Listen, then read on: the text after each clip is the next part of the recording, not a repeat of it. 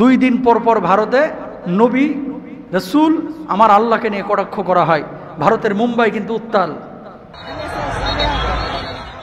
এই ঘটনায় শুরু হয় চলতি মাসের প্রথম দিকে মহারাষ্ট্রের এক ধর্মীয় সভায় মহানবী হযরত মুহাম্মদ সাল্লাল্লাহু আলাইহি ওয়াসাল্লাম এবং ইসলাম ধর্ম নিয়ে কটূক্তি করেন বিতর্কিত ধর্মীয় প্রচারক রামগিরি মহারাজ, যাতে সমর্থন দেন রাজ্যের বিজেপি বিধায়ক নিদেশ রানা।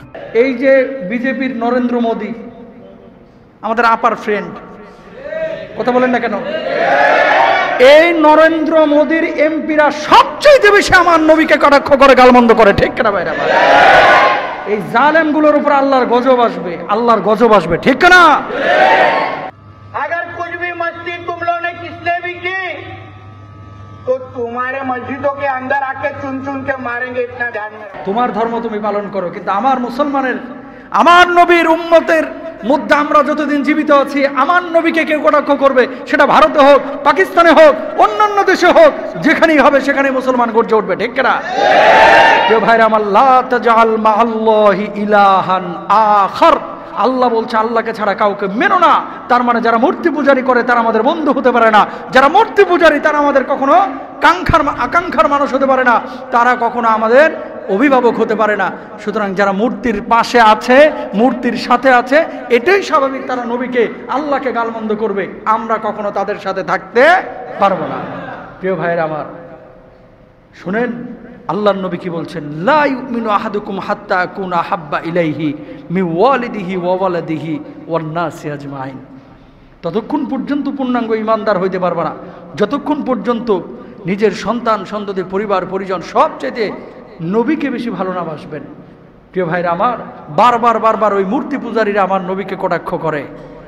এই মূর্তি পূজারীরা নবী আম্বিয়া আলাইহিমুস সালাতু ওয়াস সালামদের সময় থেকে শুরু করে আজ পর্যন্ত, ইভেন ভারতে প্রতি বছর 1 বছর 2 বছর পর পর তারা কিন্তু আমাদের এই মুসলমানদের নবীকে আল্লাহকে নিয়ে কটাক্ষ করে যাচ্ছে।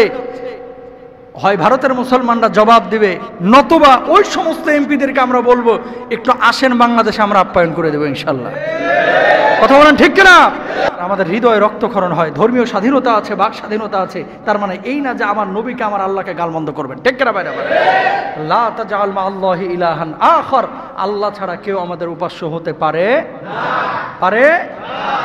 এই যে ফ্যানটা যে ঘুরতেছে, এনার্জি, ইলেকট্রিসিটি মানুষ তৈরি করতেছে, বুদ্ধি দিয়েছেন কে? আল্লাহ সুবহানাহু ওয়া তাআলা। এই জিনিসটা কিন্তু আমরা ভুলে যাই, এই জিনিসটা ভুলে যাই।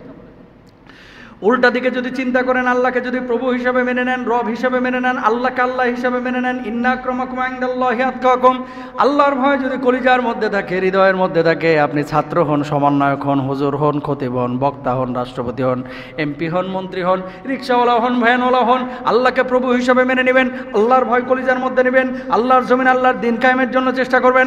আল্লাহ বলবো ওই রাষ্ট্রকে আমি সম্মানিত করব, রাষ্ট্রের মানুষগুলোকে সম্মানিত করব, ওই রাষ্ট্রের মধ্যে বারাকার, আসমানি বারাকার দরজা আমি খুলে দেব। আরো আসতে বলেন সুবহানাল্লাহ।